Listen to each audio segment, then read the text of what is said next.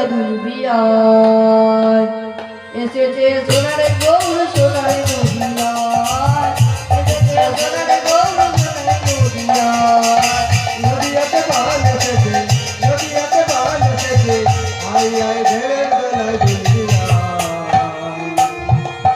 এসেছে সোনার গৌর সোনার নদিয়ায় করতে হঠাৎ মুখার করে কেটে বলে উঠলে ওরে কলির জীব তোদের কি দশা হয়েছে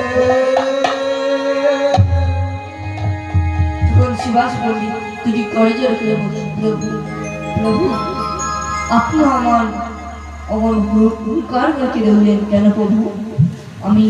আমি কেন কাজে জানো শিবাস?